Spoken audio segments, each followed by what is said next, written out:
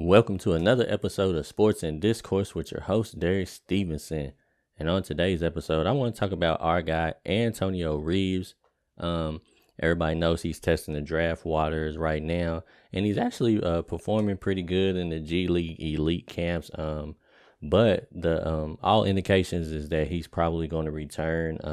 I know he's still, I think he still got some workout scheduled and this and that. But he actually been playing really well. I think he done had a couple games where he done did about like 16 to 18. And the thing about it is when you watch the G League elite camps, it's a whole bunch of guys, trying to fight for a couple spots in the draft. So it's like it's basically just a big tryout. So in order for you to shine out there, it's really tough because I seen a couple of guys that I was watching last year.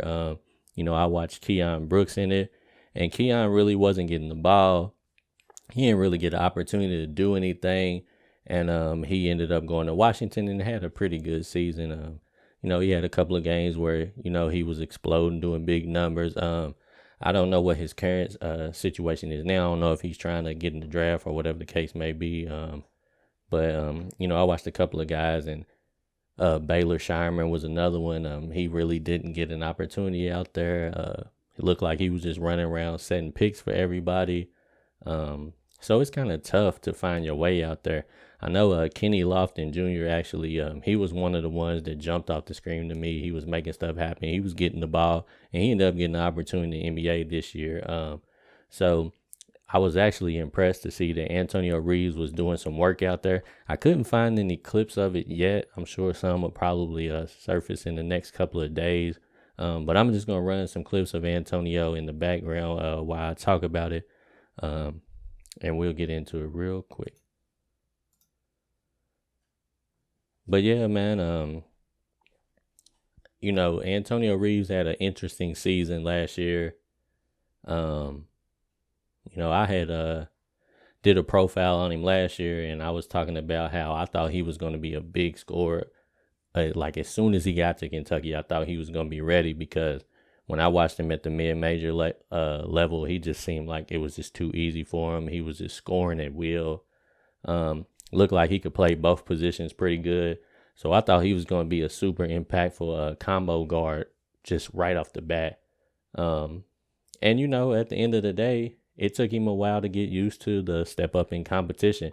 And sometimes we just forget that, even though everybody's playing college ball, it's still levels to it. And when you're in mid-major and that's the type of competition that you play day in and day out, it's the type of competition that you practice against, when you step up to Kentucky, it's a little different.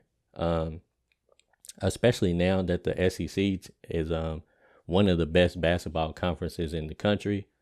It used to be kind of like it was Kentucky, and then the next best team was, like a step down. But now you got Alabama, you got Kentucky, you got Arkansas, you got who else am I missing? I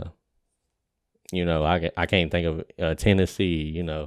We got a decent amount of teams in the SEC now. So any given night, when you playing teams like we saw this year, we got busted by Missouri. Who else was that busted us? South Carolina. So pretty much when you playing in the SEC now, you got to be on your game every single night, or any of those teams can probably give you the work. I mean, we lost to Vanderbilt. So, at the end of the day, the SEC is just super competitive, and it took Tone a little while to get used to it. But he definitely showed some promise at the end of the season. Looked like he was starting to figure it out a little bit. Looked like he was getting comfortable with his role on the team.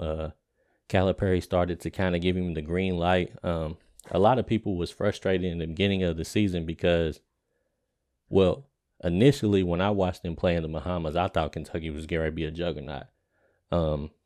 Everybody was playing well. Everybody was shooting the ball good. And then when the season started, it just kind of seemed like we had a couple of guys that was making stuff happen, and then everybody else was kind of like just day to day. We knew we would get something similar with Oscar Sheway to his numbers. I know he had a little stretch in the season where he played awful. But most you know, most of the games he pretty much did what he did. He was double range. He had a couple of games where he went bananas, but he was pretty consistent. Case and Wallace was pretty consistent, even though he had a couple of bad games as well. Probably some of it was due to his injuries with his back and different things like that. But we was a little disappointed in guys like Antonio Reeves, CJ Frederick, Toppin at points, even though he had some great games. Some of those guys just had a lot of trouble with consistency, and it kind of seemed like eventually when CJ Frederick had to miss a decent amount of games, Calipari kind of turned Reeves loose a little bit, and he started to take advantage of his opportunity and became like sort of an elite scorer, sort of. I know he still had a couple games where he still looked bad, but he had a few where he was completely in his bag and he was capable of doing big numbers. I mean, he almost dropped a 40 ball. I think he ended up with 37. So, he showed that, once his confidence got up and he figured things out, got used to the competition level in the SEC, that he was capable of getting some stuff done. So, everything is looking like Reeves is probably going to be back at Kentucky. And, I'm glad to have him back if he comes. We definitely gonna have a young group of guys that's gonna be doing the majority of playing the majority of the minutes, and we're gonna have to let me pause this for a second. And we're gonna have to depend on them to do a lot of scoring. So it makes me feel a little comfortable that if we get somebody like a Reeves back,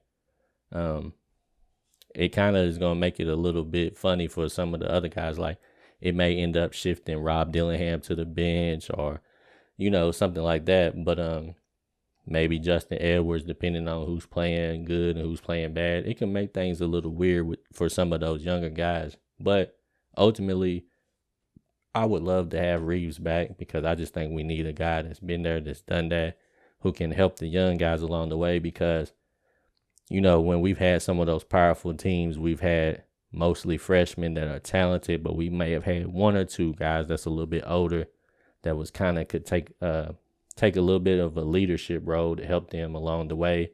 And who knows, maybe we might get Oscar Sheway to go back with it. Right now, we kind of, things are kind of up in the air with that last position. We got guards, we got wing players.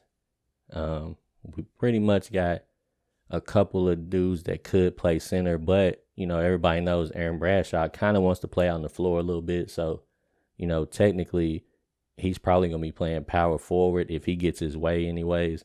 So we definitely need another guy to just play a little bit around the basket, and hopefully it's Oscar Sheway. But I don't know, man. Now I'm starting to feel like, I was hearing some stuff last night that he's probably out of there. So I don't really know where we stand with that, but I feel like we need one or two more players to fill up some positions. But definitely getting Antonio Reeves back could definitely make things a little bit more, a little bit more tighter,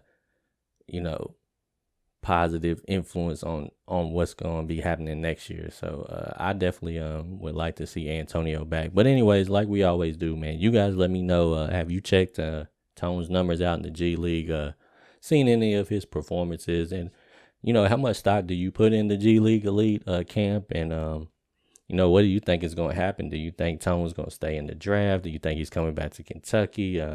Y'all let me know, and we'll get back at it next time. Sports and Discourse with Derek Stevenson.